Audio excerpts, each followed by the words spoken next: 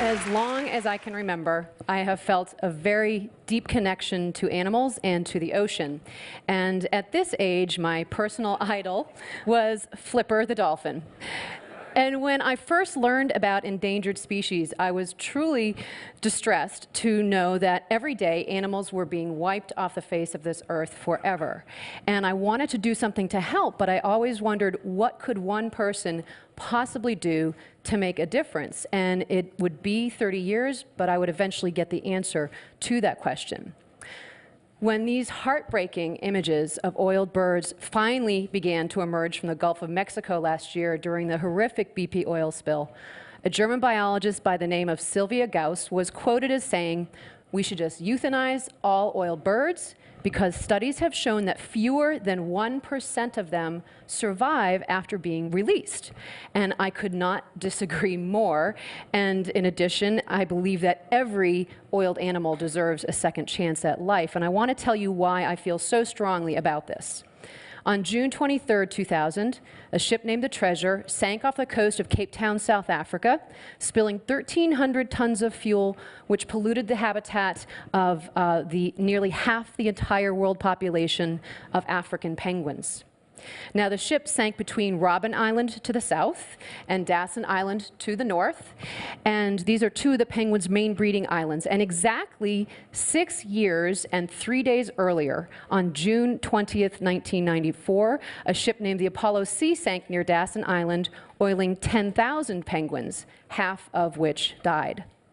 Now, when the Treasure sank in 2000, it was the height of the best breeding season scientists had ever recorded for the African penguin, which at the time was listed as a threatened species, and soon nearly 20,000 penguins were covered with this toxic oil. And the local seabird rescue center named Sandcob immediately launched a massive rescue operation, and this soon would become the largest animal rescue ever undertaken. Now, at the time, I was working down the street. I was a penguin aquarist at the New England Aquarium, and exactly 11 years ago yesterday, the phone rang in the penguin office. And with that call, my life would change forever.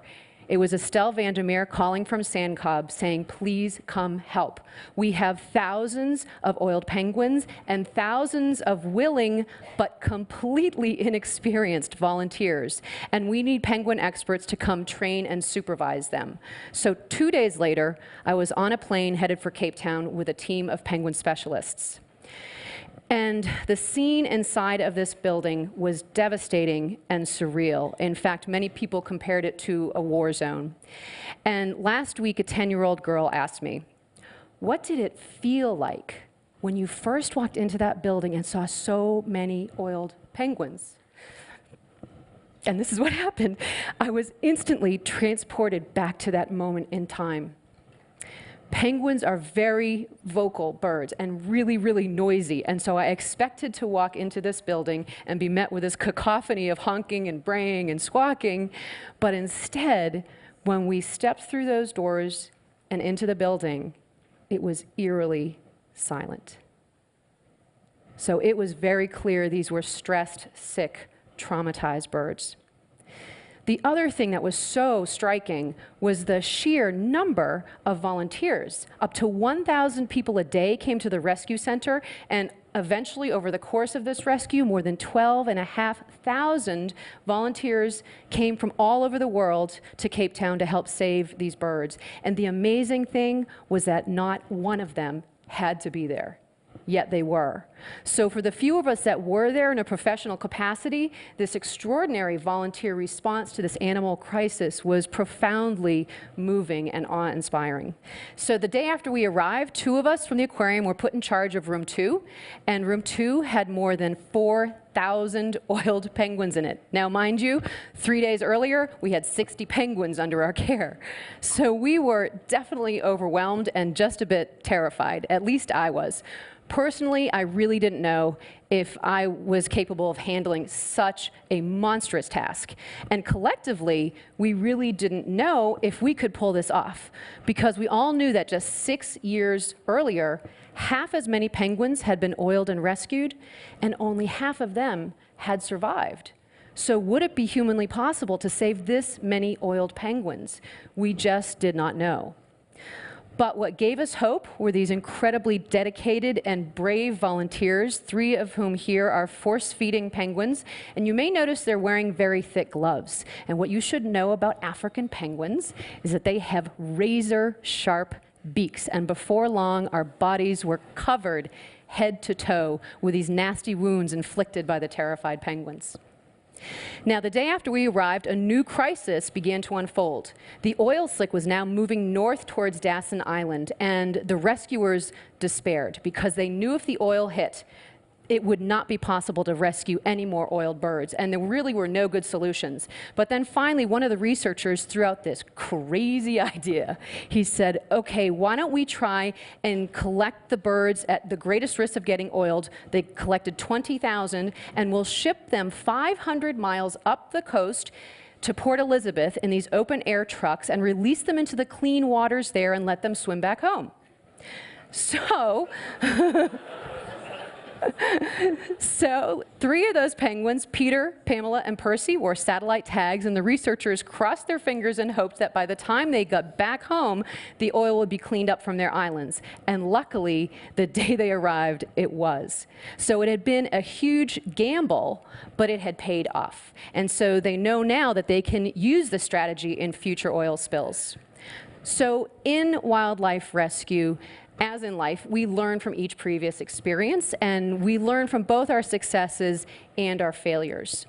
And the main thing learned during the Apollo C rescue in '94 was that most of those penguins had died due to the unwitting use of poorly ventilated transport boxes and trucks, because they just had not been prepared to deal with so many oiled penguins at once.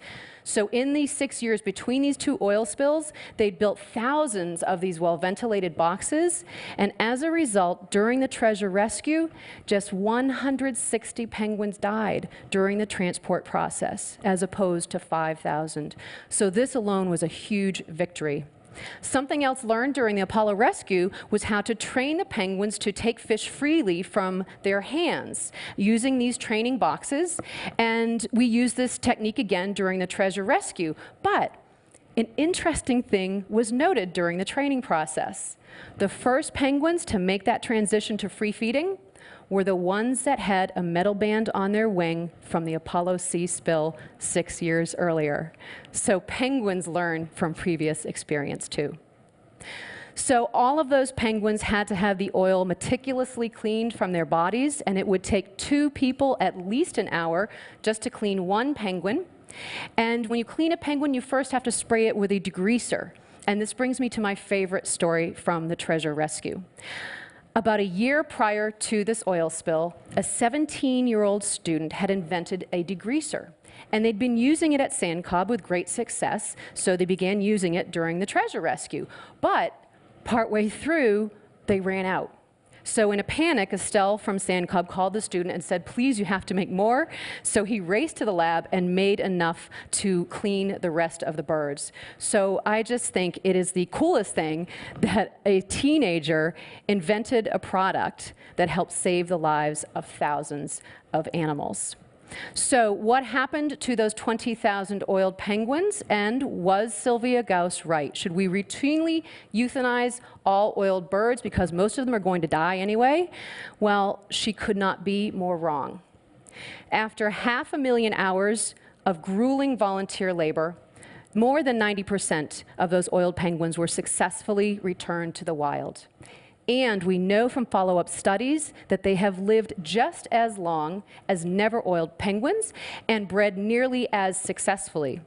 And in addition, about 3,000 penguin chicks were rescued and hand-raised. And again, we know from long-term monitoring that more of these hand-raised chicks survive to adulthood and breeding age than do parent-raised chicks. So armed with this knowledge, Sand Cobb has a chick bolstering project, and every year they rescue and raise abandoned chicks, and they have a very impressive 80% success rate. And this is critically important because 1 year ago, the African penguin was declared endangered.